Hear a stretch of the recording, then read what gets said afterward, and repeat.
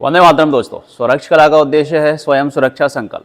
आज हम आपके लिए सेल्फ डिफेंस सीरीज 51 लेके आए हैं। इसमें मैं आपको बताऊंगा कि कॉलर ग्रैब का डिफेंस कैसे करना है। कॉलर ग्रैब जब सामने वाला हमारा पकड़ता है तो इसमें क्या देखते हैं कि उसका एक हैंड हमेशा फ्री रहता है। लोग क्या करते हैं कि कॉलर पे फोकस करने लगते हैं या उसको पुश करने लगते हैं। इस दौरान क्या है ना, वो दूसरे हाथ से या तो पंच करता है या फिर स्लैप करने की कोशिश कर सकता है। ठीक है, तो हमें क्या करना है कि यहाँ पे ज़्यादा ध्यान कॉलर पे ना देते हुए उसके सेकंड हैंड पे देना है, क्योंकि अगर उसका सेकंड हैंड फ्री है तो 100% वो दूसरा अटैक करेगा अगर आपने इसके डिफेंस पे ज़्यादा ध्यान दिया। ठीक है, तो हमें इतना सा देखना है कि उसने कॉलर ग्रैब किया है, यानी कि उसका इंटेंशन जो है कि कुछ देर बाद हमें मारना ही होगा, क्योंकि सिर्फ कॉलर ग्रैब करके नहीं छोड़ेगा। अगर हमने उसके साथ ज़्यादा देर तक बहस की तो या तो आप उसके साथ जो बहस करने वाले थे उसको हटा दें और वहाँ पे भाई उसको बोल दे कि मुझसे गलती हुई और वहाँ से निकल सकते हैं इस सिचुएशन से। लेकिन अगर आपको लग रहा है कि भाई आपके आत्मसम्मान पर ठेस पहुँच रही है बहुत ज़्यादा, तो आप ये कर सकते हो कि भाई कॉलर का डिफेंस करो वहाँ पे ज़्यादा देर बहस ना करते हुए।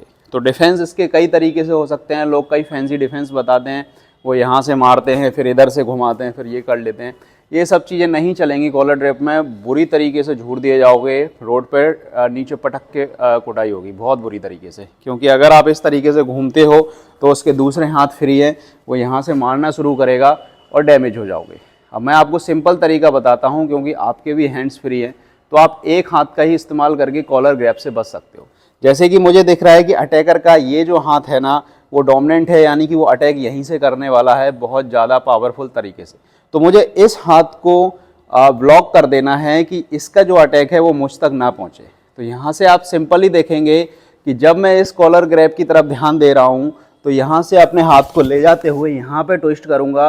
अब आप देखो वहाँ से वो अटैक करने की कंडीशन में नहीं है। अगर वो कोशिश करेगा तो मैं यहाँ से इसका एल्बो ब्रेक कर सकता हूँ बुरी तरीके से, और या फिर इसको सीधा ग्राउंड पे ले जा सकता हूँ यहाँ से नीचे। ओके, तो ये कंडीशन आपको समझ आ रही है कॉलर ग्रैब की। चलो बिल्कुल आराम से समझाता हूँ, क्योंकि हमें इस अटैक से बचना है ना कि इस कॉलर ग्रैब से अकेले। ठीक है, ये चीज़ मैंने नोटिस करने की होती है।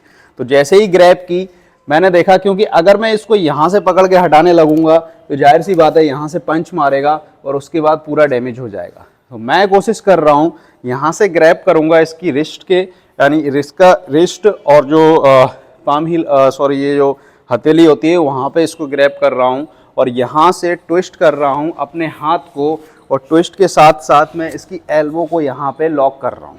अब ये हाथ मेरे कंट्रोल में है पूरा।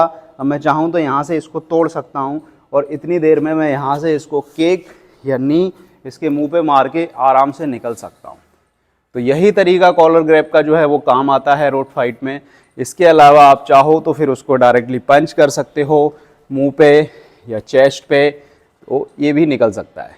ठीक है, ऐसा नहीं कि नहीं निकलेगा, लेकिन यहाँ ये हो सकता है कि आप उसके मुंह को डैमेज नहीं करना चाहते हो, क्योंकि आपने मुंह पे पंच मारा तो हो सकता है कि नाक फट जाए, ब्लड आ जाए, तो हो सकता है कि पुलिस कंप्लेंट आपके खिलाफ ही हो जाए। तो हम यही चाहते हैं कि भाई डिफेंस बहुत ईजिली निपटे।